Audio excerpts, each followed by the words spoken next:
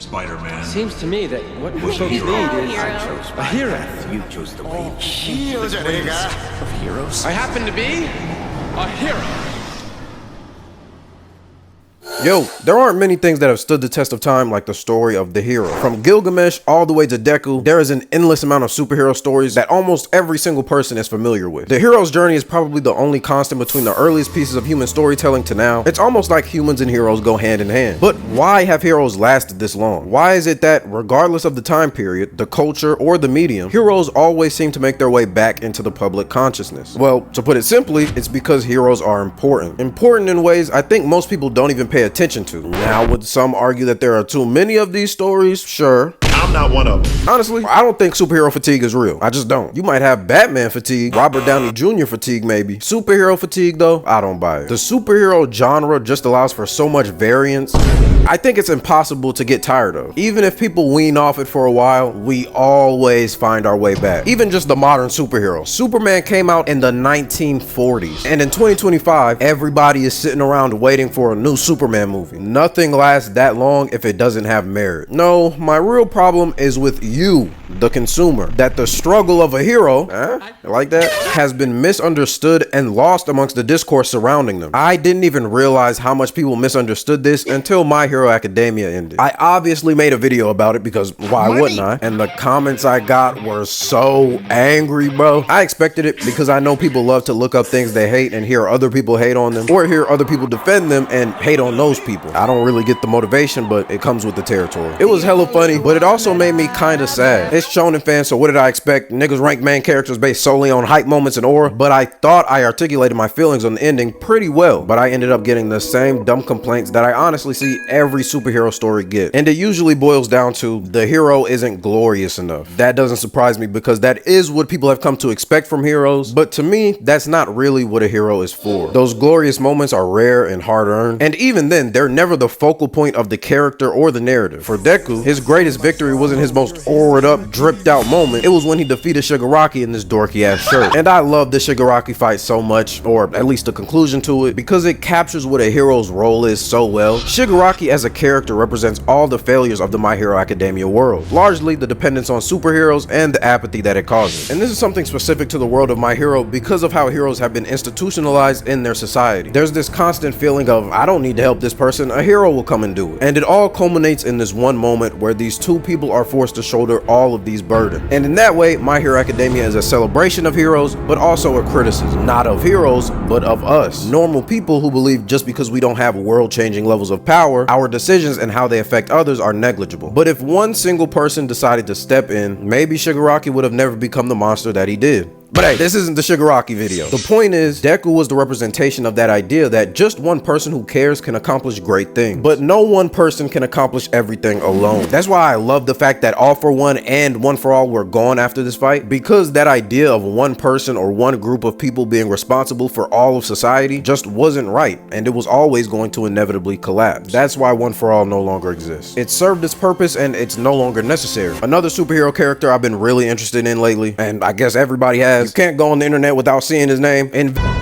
people love Invincible the show, but I feel like Invincible himself gets a lot of hate, and it's mainly because the nigga don't get no W's. And I am not above making fun of Mark for getting his ass whooped. I do it all the time, but in my opinion, that's kind of his most endearing characteristic. He goes into these fights over and over and over, knowing he probably has no chance, but he still puts his body on the line anyway. By the end of the Conquest fight, Mark has broken arms, legs, a broken face, and he's still swinging with all of his power. How can you not root for that? Another thing Invincible gets called out for is his indecisiveness, but that also comes with the territory of being a hero. You know, with great power, blah, blah, blah, blah. Personally, I love how flip-floppy Mark is, especially in the early portions of the story, because these moral conflicts are something every hero has to go through. Usually stories have heroes go through one traumatic event like Uncle Ben or Batman's parents to get them to that conclusion quicker, you know, for efficiency. But Invincible never had anything like that. He went from being a normal nigga to a hero overnight, then was expected to be the Earth's #1 defender immediately. And to me, it felt very familiar because these are a lot of the same conflicts that Spider-Man and other heroes have gone through. Mainly because when you're trying to be a hero, you have to try to do what's best for everyone, no matter how impossible that might be. It's also why I love Kobe from One Piece. I mean, if you watch my channel, that should be no surprise to you. I've put tons of Kobe praise all over these videos. For a long time, I didn't really understand why I liked Kobe so much, but now I understand. He's a hero. Kobe is the embodiment of that idea. There is not a single personal desire in Kobe's mind that doesn't involve making other people's lives better, and also having the balls to sacrifice yourself for it. Imagine just being some rookie and you decide to stand up to the strongest Marine, knowing he won't hesitate to take you off the map. But for Kobe, he didn't care. If what he did saved even one person, it was worth it. That's also why I fully believe Kobe will surpass Garp. In Garp's final lesson, Kobe has a very different opinion from Garp when it comes to saving people. Garp cares about saving people, sure, but he's not above making a pragmatic choice when doing so, like in God Valley. But for Kobe, that's just not an option. As Bakugo, the GOAT, always says, we need a total victory. Failure is not an option. And that's the crux of being a hero, I think. Constantly striving for perfection, even though it's not possible. No matter how strong you are, you can't account for everything. Because superheroes are human, not gods, Zack Snyder. And to me, ironically enough, Superman is the best example of this. Well, him and Shinra and Invincible and Omni-Man. Superman has a story called Kingdom Come. It's one of his most popular, highly acclaimed. You probably know it if you care at all about Superman. Long story short, Superman loses his faith in humanity after the court system allows the Joker's murderer to walk free. Not only does he walk free, but the public props him up as the new Superman. And a bunch of new superheroes that all kill people. They basically take over the superhero industry, if that's what you want to call it. Obviously, this person could never fill Superman's shoes. But not because he wasn't powerful. He was strong as shit. But he didn't have the heart for it. Most people can't have that level of power and still view themselves as human. Once you reach a certain level, whether it be physical, monetary, social, you kind of start to think of yourself as above it. And the public kind of validates that, especially in Superman's case. Because when Supes comes back, everyone's instantly like, Superman's back. He's gonna be our new god. And then there are all these different factions of superheroes or quote unquote superheroes. And it's not directly said, but it's almost implicit that they're all fighting for who's gonna be that role of the shepherds of the new world. That leads to this big world war with superheroes and nuclear bombs and people sacrificing themselves. That's not important. But if you want to know what happens in that, you should read Kingdom Come. It's pretty good. But the overall message was that even though these people hold otherworldly power, they still aren't above having humanity. This is another thing Invincible displays really well with the Omni-Man fight and just the conflict with the Viltrumites in general. Because Mark is very much on the side of, we may be super, but we're still people, and our lives are not any more valuable than anybody else's. While Viltrumite ideology is more, no, our power does inherently make us more valuable, and we are effectively gods compared to these people. We should be telling them what to do. And removing ourselves from the narrative and Mark being our main character and shit, it's pretty worrying to me how many people probably would side with the Viltrumites if they weren't emotionally attached to our main characters. Shinra from Fire Force is probably the most direct with this heroes are not gods message, because he literally could have just became God. He had every opportunity. That's like his main conflict with the Evangelist. He takes down the Evangelist because they're taking it upon themselves to decide what humanity's fate is going to be. And when Shinra gets similar power, he very easily could have done the same thing, but on the opposite side. Like, I'm going to decide humanity's fate, but I'm going to do it for happiness and joy. But instead, Shinra chose to remain a man. And then he created this other god person thing, sort of, to do the job. But it's because in his mind, he just wants to live and be a person